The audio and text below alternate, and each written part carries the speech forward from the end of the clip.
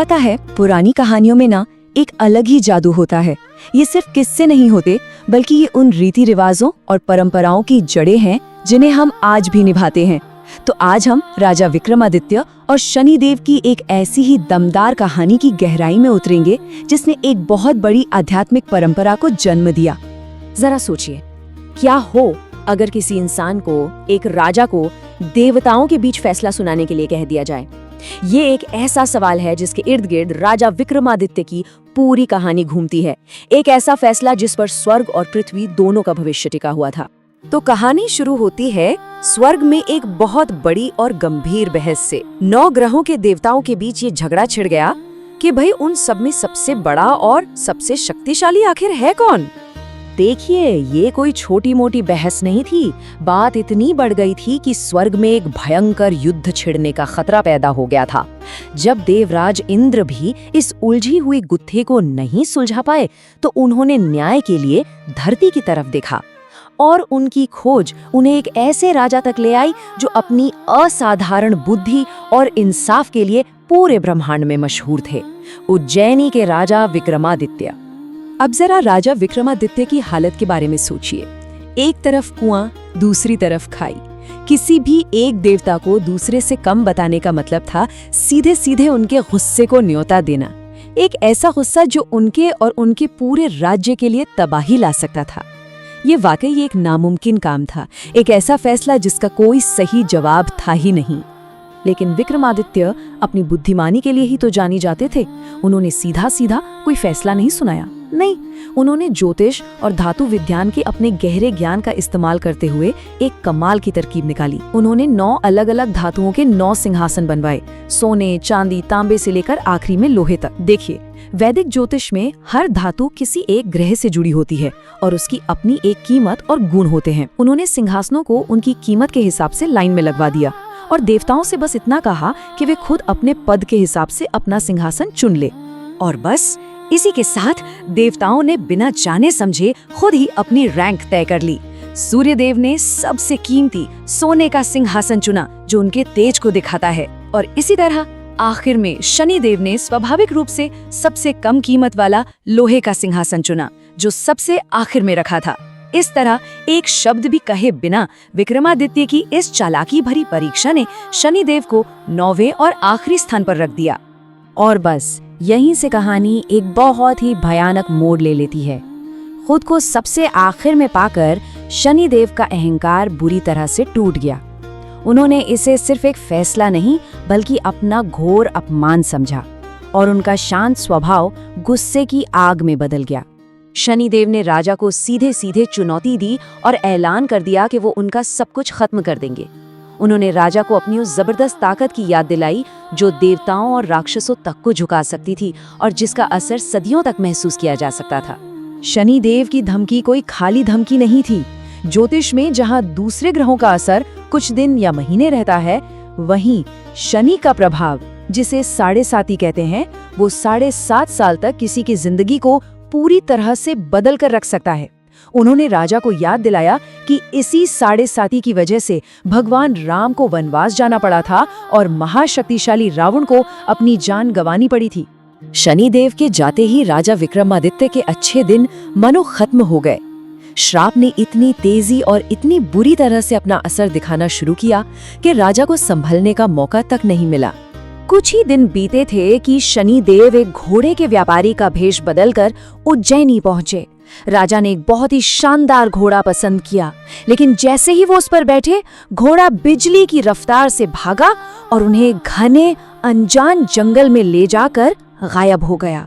एक पल में राजा सिंहासन से जमीन पर आ गए, एकदम अकेले और अपने राज्य से कोसों दूर। भटकते भटकते राजा एक शहर पहुंचे और वहां एक व्यापारी के घर में पनाह ली। वहां एक ऐसी अजीब, एक ऐसी रहस्यमयी घटना हुई जिसकी कोई कल्पना भी नहीं कर सकता। राजा की आंखों के सामने दीवार में लगी एक खूंटी ने सोने का एक कीमती हार निगल लिया।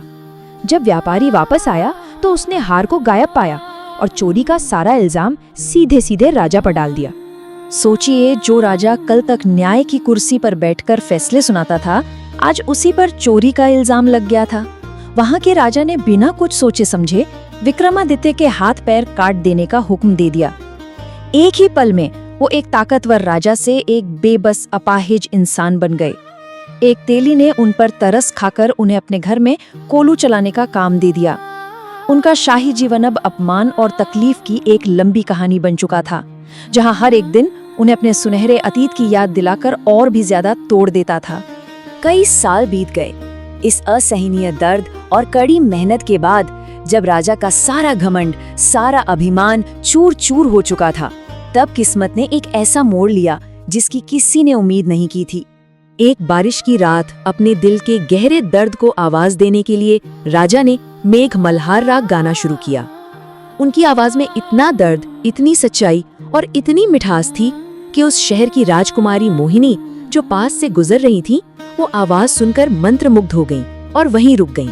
मेघ मल्हार ये सिर्फ कोई गाना नहीं है, ये एक बहुत ही शक्तिशाली राग है जो गहरी भावनाओं और कुदरत की पुकार से जुड़ा है। राजा का वो गाना सिर्फ संगीत नहीं था, वो उनकी आत्मा की आवाज थी जो गहरे अंधेरे में उम्मीद की एक किरण की तरह चमक उठी। जब राजकुमारी को पता चला कि ये दिव्य संगीत उस अपाहिज आदमी का है, तब भी वो पीछे नहीं हटी।